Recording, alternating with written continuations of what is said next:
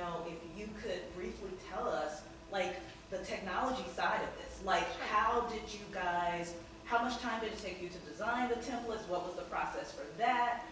With the video interface with the clients, do the detention centers provide that, or are you FaceTiming with them on mobile devices? Like, can you talk about the technology side of it?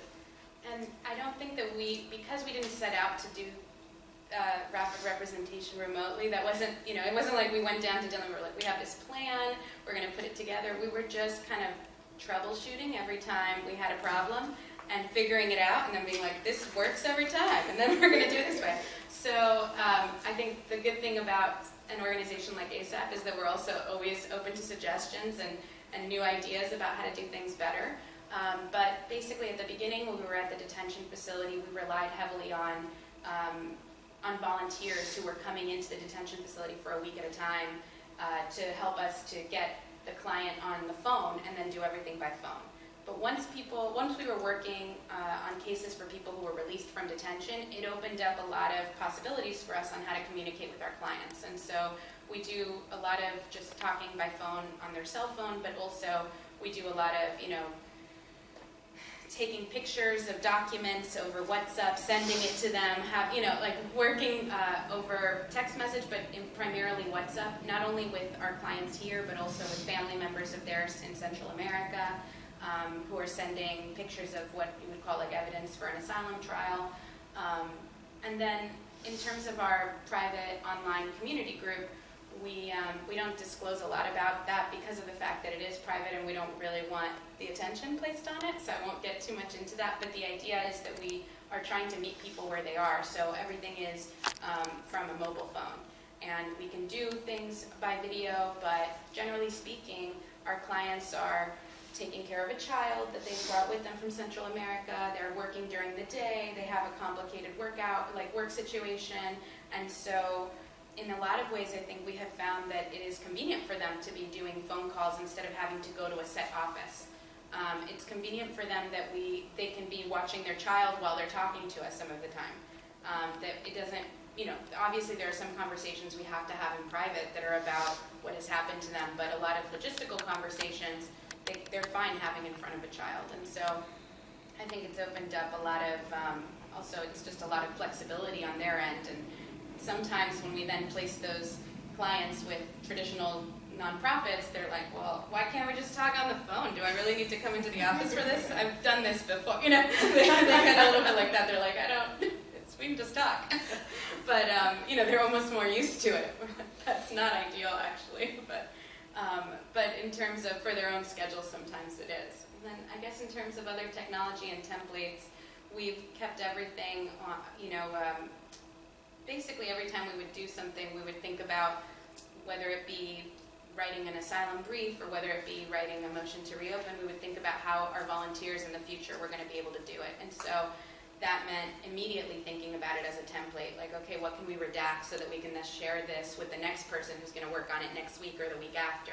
What has taken us more time and what we've been able to do now, and you can see on our website on asylumadvocacy.org, is to take those templates that we created for our volunteers and put them into guides that we could sort of mass distribute to attorneys, whether they be private attorneys who are solo practitioners or whether they be nonprofit attorneys. Those are just free and available on our website. And so for those guides, we had to put a lot more context into the beginning, and we have to update them now because of changes to asylum law as well. And so and if we were to update them every time something really changed, it would be very difficult right now. So we're trying to see the right time to update it. It's been really great to do these templates because of the fact that there are cases that maybe a year and a half ago we would never have been able to place with a nonprofit, but because we have a guide now on how to do, let's say, a motion to reopen, or even working within the context of expedited removal at the border, we're able to totally place something, a case for a family with a nonprofit or even a private attorney or law firm who's willing to take on representation because they feel like they have an idea even just from the guide. as long as we can provide technical assistance on our end. And so it has opened up a lot of avenues for us to be able to take on more cases in a lot of ways without having to do the lion's share of the work with our volunteers.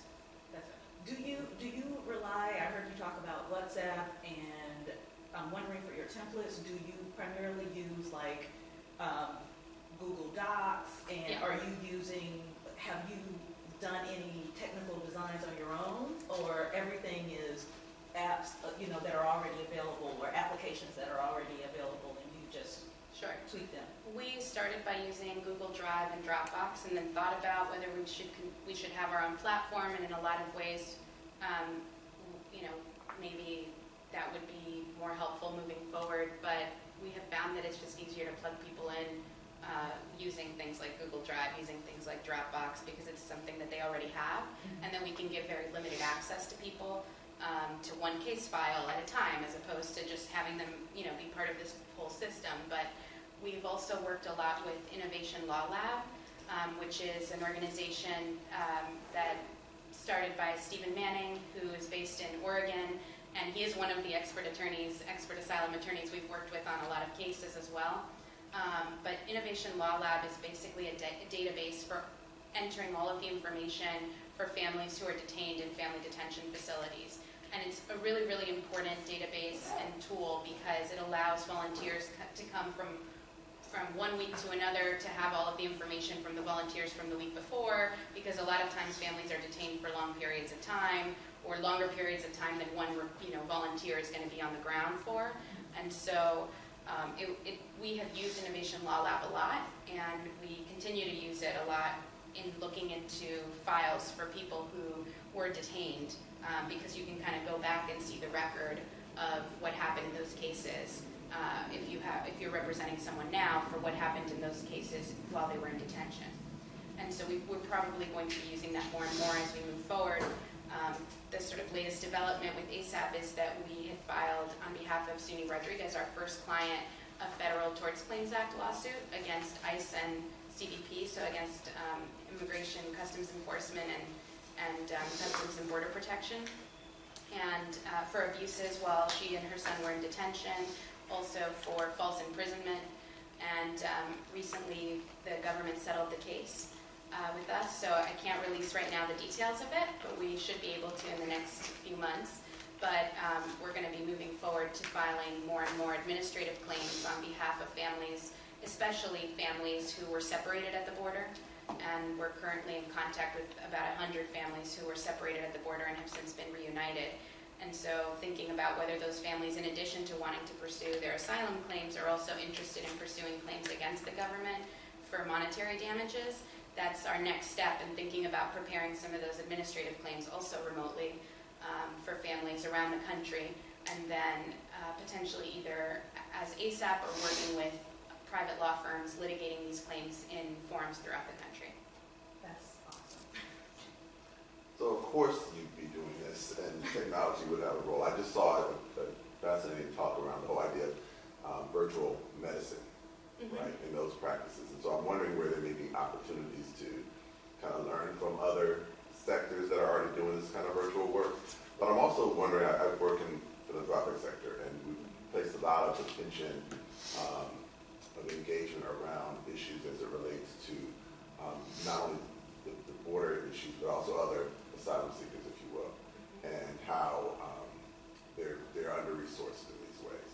And so I'm wondering if and how there may be other ways of engaging funders and other entities that support the work to better support this type of work, and what would be some of the strategies that you would recommend, like to say, even when it comes to funders that that have legal backgrounds, that may want to do other pro bono work that could support beyond their day-to-day job, how they may be able to plug into this work to better help and support already very necessary work.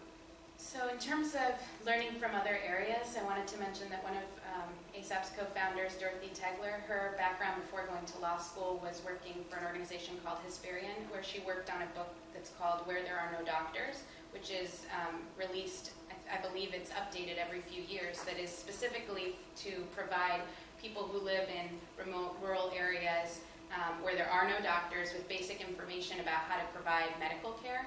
And so I think that in doing this, I know that that played a big role in how Dorothy looked at what we were doing and developing some of the resources that we've developed, especially for people, pro se resources that we're disseminating through our private online community group.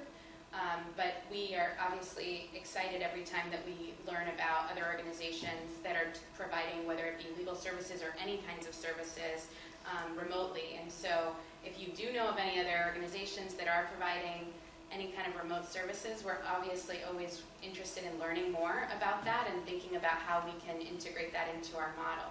And in terms of ways that funders can plug in, and I think that there are a few different avenues for that, and one of those